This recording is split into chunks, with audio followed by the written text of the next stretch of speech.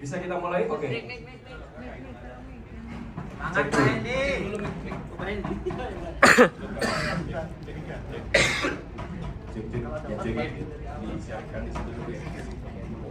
Baik.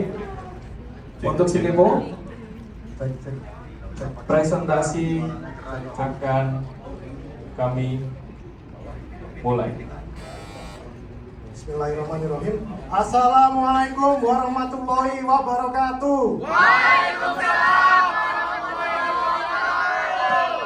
Dengan hormat Bapak Ibu Dewan Juri sekalian, kemudian rekan-rekan inovator, di sini kami akan mempresentasikan suatu inovasi kami yang berjudul meningkatkan produktivitas dalam digitasi dan penentuan kesehatan pokok kelapa sawit menggunakan artificial intelligence. Oke.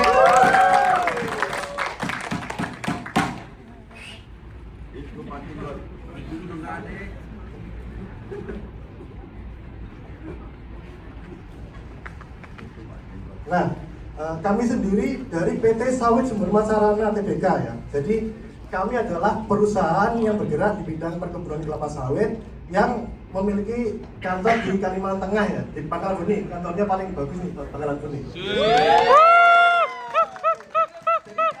Sudah dibentuk dari tahun 1995 dan perkebunan kami luasnya 75.000 hektar dengan memiliki 11 pabrik kelapa sawit.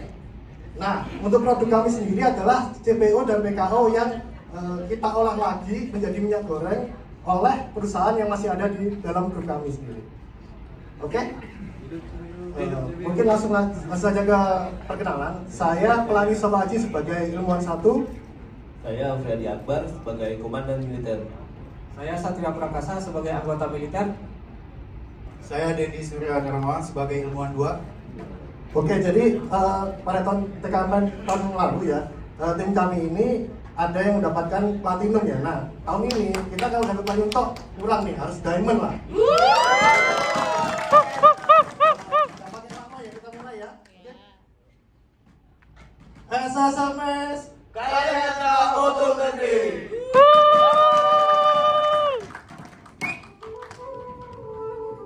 Sudah 78 tahun negara Konoha hidup damai. Perkebunan sawit tumbuh subur dan produktif. Ladang-ladang yang luas memberikan kehidupan dan kesejahteraan bagi penduduk. Anak-anak berlarian riang di tengah pohon-pohon sawit yang menjulang. Namun, di balik langit cerah dan angin yang menyejukkan, awan gelap mulai berkumpul dari kejauhan. OPAM atau biasa disebut Organisasi Pokok Abnormal Merdeka menyerang. Jutaan hektar perkebunan sawit yang dulunya menjadi sumber kehidupan Konoha, kini satu persatu tunduk di bawah kendali OPAM. Saat itulah, dalam bayang-bayang kehancuran, satu nama menggema. Seorang komandan militer terkuat di Konoha harus bertindak.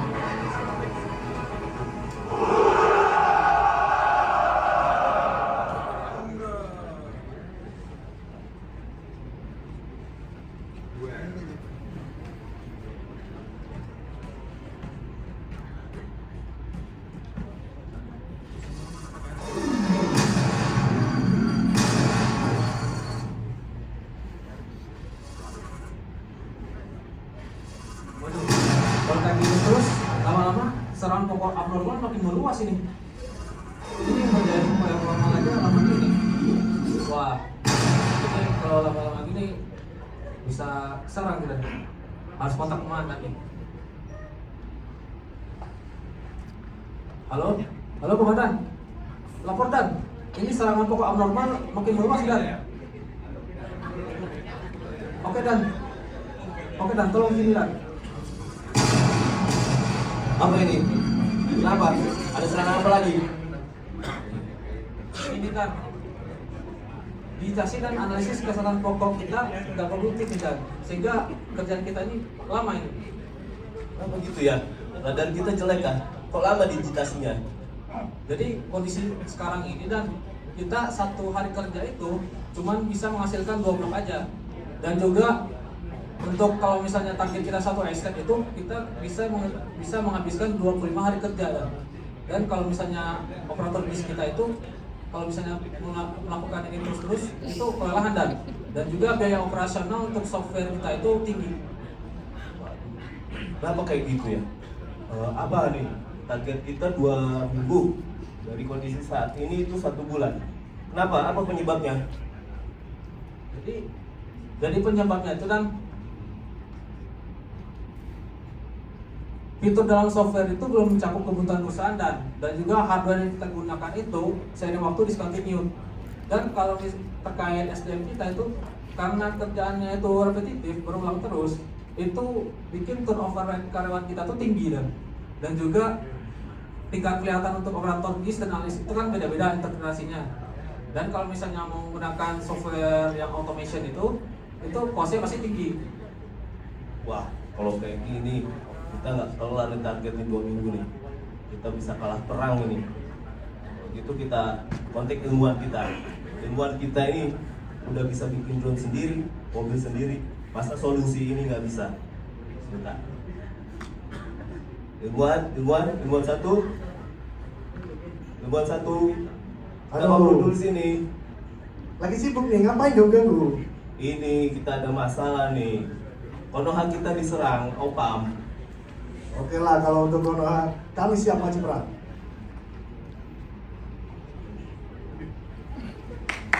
Ada apa ini?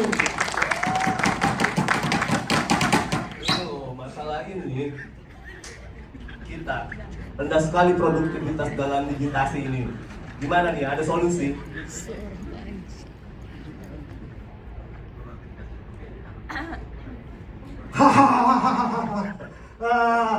Gitu aja undang saya ke sini. Ngapain? Gampang banget nih solusinya. Jadi kita harusnya bisa melakukan pengembangan sistem digitasi dan pengembangan kesehatan pokok kelapa sawit menggunakan AI, gitu loh. AI? Apa itu AI? Aduh. Masa nih? Jadi komandan gak ngerti AI nih. Gue gak pantas jadi komandan nih. Jadi AI itu adalah kemampuan komputer atau robot yang dikendalikan oleh komputer untuk melakukan tugas atau perintah yang biasa dilakukan oleh manusia, gitu loh. Dan dari mana kamu skipung? Siapa kamu pakai kayak gini? Lepas dulu ya, gak kedengeran.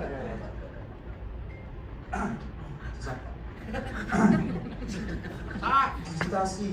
Kayaknya pernah kenal nih kata-kata digitasi. Digitasi itu campuran sambal dia. Nasi. Kalau digitasi itu proses pembuatan data spasial digital dengan menggambar dan menandai fitur-fitur geografis di atas peta atau foto udara atau citra ya, dan ditampilkan di layar. Oh gitu. Kalau analisis kesehatan pokok itu apa ya? Analisis kesehatan pokok itu adalah proses evaluasi kondisi pokok kelapa sawit untuk mendeteksi masalah seperti penyakit, hama, atau kurang nutrisi.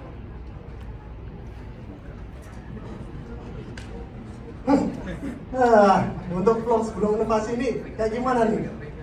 Pasti masih kayak zaman purba, kayak zaman Majapahit nih. Gimana? Enggak gitu juga. Kita udah foto kerja drone sendiri. Kita olah foto hasil drone itu. Nah, di tim bis kami itu selama 2 minggu untuk pengolahannya. Dan untuk identifikasi kesehatan tanaman itu 2 minggu lagi. Nah, terus solusinya gimana nih untuk mempercepatnya? Apa konsepnya? Nah, kalau konsep sistem yang aplikasi kami buat, nah kalian kan udah ada tuh foto udara. Nah, Ya. kalian dropping tuh filenya, nanti formatnya if.fw. Nah, setelah itu kalian kasih ke kami.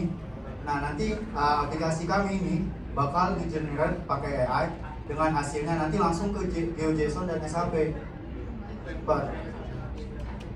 Terus gimana bikin aplikasi? Susah nggak? Kalau susah sih nggak juga sih, cuma agak lama aja. Kita tahapan pembuatan aplikasi itu ada berapa nih? Ada labeling dataset, training dataset, hingga sampai ke handover project. Nah, langsung kita coba aplikasinya mana? Saya butuh file tipnya nih. Oke. Ini Mana? jangan hilang ya. Enggak.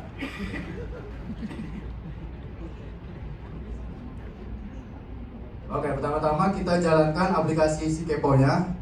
Nah kemudian pilih folder yang sudah ada tip dan TMW tadi. Nah setelah itu di sini kita pakai estate kondang ya, yang dapat 113 blok. Sementara untuk satu blok itu hanya 3-6 detik saja prosesnya menggunakan AI. Jadi hasil akhirnya untuk blok kondang ini sekitar 2 menit 3 detik, cepat sekali. Nah ini kan ada file SHP-nya. Nah di software kalian tinggal diimport aja. Nah kemudian di sini juga ada file anotasinya. Nah di sini ada hasil dari AI-nya. Nah bisa dilihat di zoom. Nah ini ada singkat langsung dari AI langsung. Gimana Pak Komandan? Saya nggak percaya nih, masa cepet banget. Sat, coba ambil ininya, data buktinya. Kita Siap, lihat. Komandan. Ini Komandan. Dari di atas ini sebelum kita implementasi si Kepo, dan di bawah ini sesudah implementasi si Kepo, dan Mana ini? Ini hasilnya. Ya. Ini masih ada nggak kedetek ini? Gimana ini ilmuwan ini kita? Hahaha, alah ini kira-kira kalian nih masih pakai hardware zaman Majapahit pakai sekarang nih. Jadi kayak gini nih, ada yang miss. Nah, ini nih sebenarnya kalau kita lihat ya di tabel hasilnya, kita itu errornya cuma 0,67%. Dan ini pun gara-gara hardware kalian nih, lihat nih. Sebenarnya si Kopo itu sudah bisa menghitung lebih banyak daripada yang manual. Nah, penyebabnya ini nih. Kalau kita lihat nih, jadi karena hardware kalian yang nggak bermutu itu, ini ya, satu blok itu harus kita potong menjadi 2 foto. Nah, foto yang ini yang kita potong tengah blok ini, ada sawit yang terpotong jadi 2. Ini yang kedetek 2 kali. Itu aja sih. Ini juga bisa dicegah dengan cara kita verifikasi gitu. Oke. Nah, untuk hasil implementasinya gimana nih, Sa? Pasti jauh lebih cepat nih kita pakai si Kopo daripada kita nggak pakai si Kepo. wah, ternyata setelah implementasi itu dari 446 jam itu cuma 3 jam ya, dan itu 99,33% itu besar ya. Loh, terus dengan konsep itu, gimana flow-nya? Nah, dari flow-nya kita bisa lihat nih. Sebelumnya kita butuh 15 proses kerja ya. Kita potong cuma jadi 5 aja di sini. Yang lain nggak butuh karena semua sudah diakomodir oleh AI gitu. Oke. Nah, untuk perbandingan si Kopo dengan manual gimana saat selama ini saat kamu pakai? Nah, sebelumnya tuh kalau kita manual satu estate tuh kurang lebih sebulan lah, dan kalau pakai si Kepo ini cuma 6 menit aja waktu pemrosesannya. Dan juga SDM tuh nggak pengaruh kalau misalnya kita pakai si Kepo. Kalau misalnya manual kan tergantung ya pengalamannya, masa kerjanya, interpretasinya. Dan juga kalau misalnya jumlah SDM pun, kalau manual kita dulu pakainya 2 orang itu masing-masing operator BIS dan analis. Sedangkan kalau pakai si Kepo cukup satu verifikator aja. Untuk standarnya gimana nih, Dan? Kasih tahu mereka, Dan, biar tahu, Dan. Nah untuk standarisasi aplikasi si Kepo, kita butuh PC dengan spesifikasi tinggi ya. Intel i7 14700F dengan NVIDIA RTX 4090 dengan RAM 32GB dan penyimpanan 1 TB. Kemudian dari software kita wajib menggunakan Windows 11. Kemudian instalasinya itu Python, Ultralytic, LabelIMB dan sebagainya. Kemudian dari SDM kita hanya butuh verifikator digitasi pokok 1 orang dan verifikator analis kesehatan pokok 1 orang. Dan dari dokumen kita juga udah menyiapkan instruksi kerja, udah kami buat semua flow tahapan-tahapan penggunaan aplikasi si Kepo ini. Mantap sih kalau kayak gini nih, kita bisa menang lawan Opam. Jadi perkembangan kita bisa kembangin lagi kan? Gimana ilmuwan kita? Kamu itu ngerepoti terus. Mas saya udah coba-coba datang ke sini masih aja direpot terus. Tapi untungnya buat inovasi kemarin saya cuma pakai 2% dari otak saya. Saya tambah 1% lagi lah. Oke. Jadi selanjutnya kita akan mengembangkan web untuk menampilkan peta digital interaktif dengan fitur chat AI. Jadi langsung kita chat aja sama AI-nya itu langsung keluar petanya dan keluar dari data produksi dan lain-lain yang dibutuhkan oleh manajemen. Kemudian AI-nya juga akan kita improve lagi.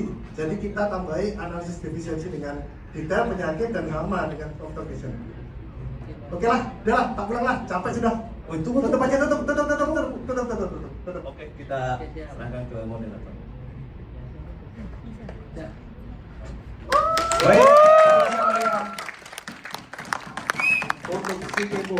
Waktu presentasinya adalah 14 menit 28 detik. Dari presentasi si Kepo, dari audiens, ada yang ingin bertanya?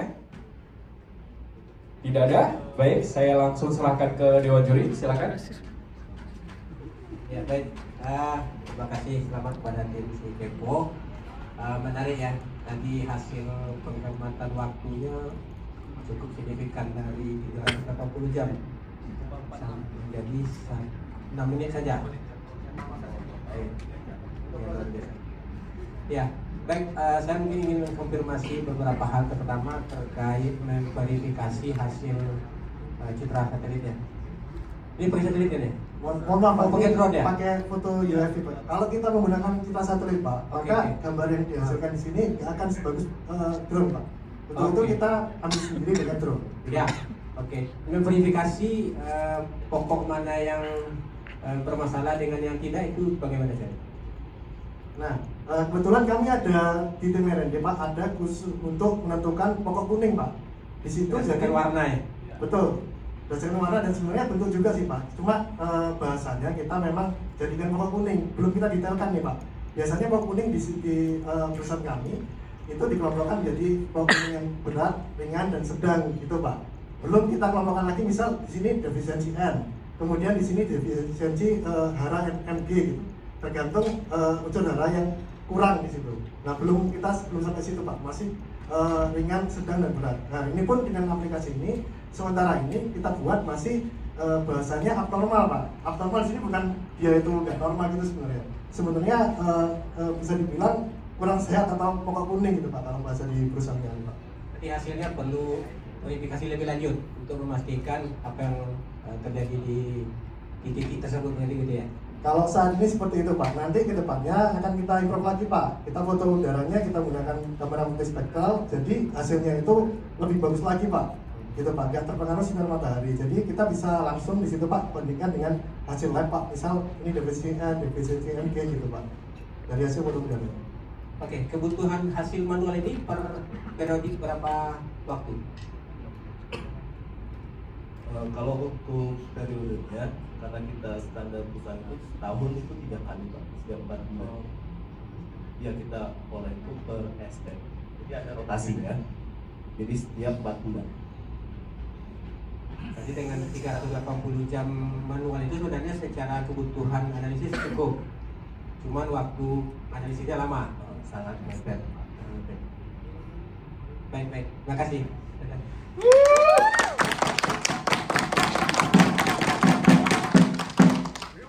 Baik, terima kasih untuk si Kepo. Mau apa tuh? Mau lihat Oke, apresiasi ya atas apa namanya improvementnya sudah menggunakan AI ya. Terima kasih Pak. Mesin learning. Mau validasi sedikit. Kalau kita berbicara mesin learning kan pasti ada dataset ya. Yang pertama mungkin terkait datasetnya itu dari gugus itu mengambil dari mana, terus kemudian kenapa memilih perangkat tadi yang digunakan mesin learningnya YOLO 8 ya? Betul Pak. Pertimbangan memilih YOLO 8 itu apa? Nah terus kemudian tadi setelah menggunakan setelah resultnya keluar itu kan ada hasil yang harus diverifikasi lagi atau sudah trusted tingkat akurasinya sampai berapa persen gitu. Nah kalau misalkan ada yang yang harus diverifikasi kembali itu di standarisasinya apakah masih menggunakan analis ya tadi yang menyebutnya ya analis yang lama terus berapa time-nya atau berapa waktunya jika terjadi ada abnormality tadi ya. Ya kalau semisal tadi dari hasil hasil mesin learning-nya ada abnormality seperti itu. Saya izin menjawab ya Pak. Mungkin untuk pertanyaan nomor 1 ya Pak ya, terkait dataset, karena kami sendiri kan perusahaan kelapa sawit nih Pak. Saya sendiri sebenarnya ada di departemen R&D dan ini Mas Abah ini yang ganteng ini Pak, dia itu di departemen CIS Pak. Jadi yang ambil foto dia, saya yang olah gitu Pak. Dataset kami ada orang khusus Pak buat labeling dataset tersebut Pak. Gitu Pak. Untuk saat ini memang Pak kita masih tadi yang menyambung ke poin nomor 2 ya Pak ya. Kenapa kok pakai Euro 8 ya Pak? Pakai Euro 8. Sebenarnya sekarang sudah ada Euro 11 Pak, baru sebulan lah, baru launching. Karena memang Euro ini Pak, saya lihat Pak, untuk akurasi dibandingkan dengan kecepatan performance-nya Pak, itu performance dibandingkan dengan ini ya kecepatan ya itu bagus Pak. Makanya kami menggunakan Euro. Nah, memang di sini kami pakainya masih ini Pak, masih sebentar.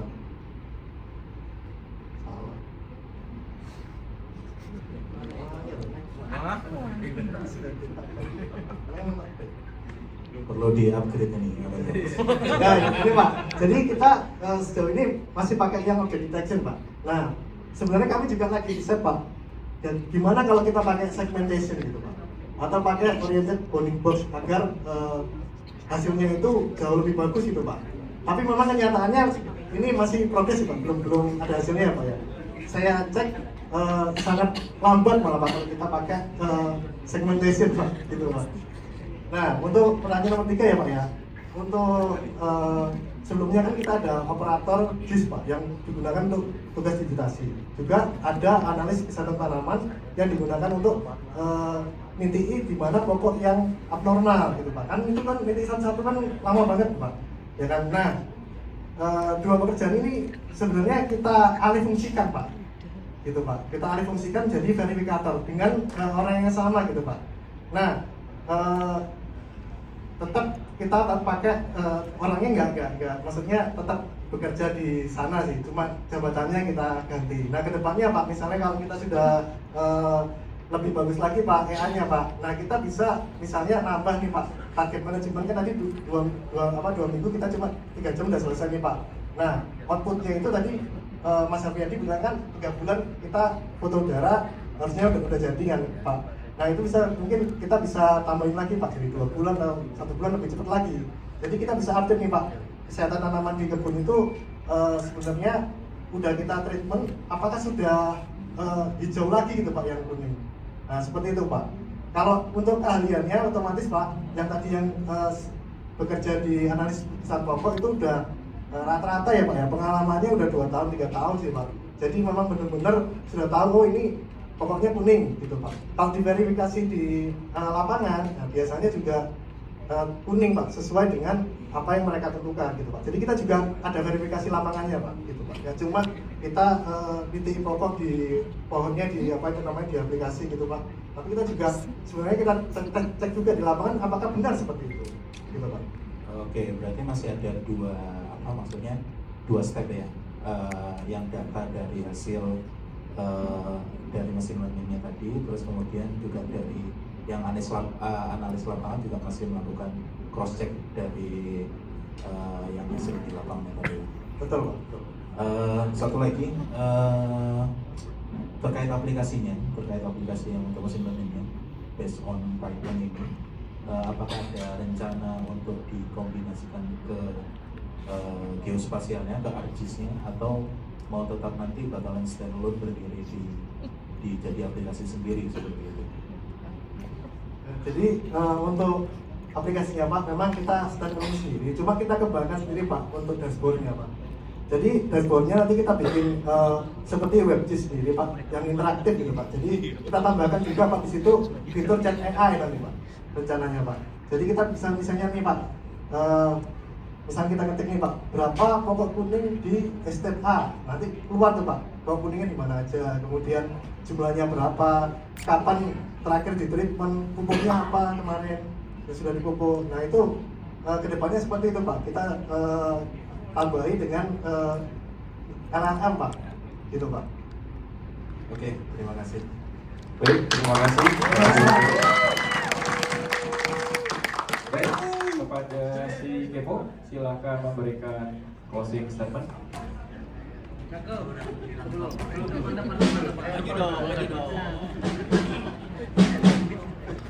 sebelum kami tutup, kami ada pantun.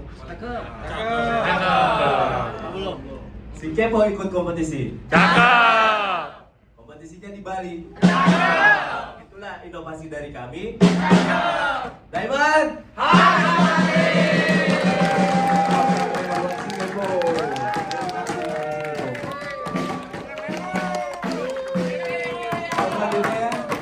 tim terakhir untuk hari ini. Mohon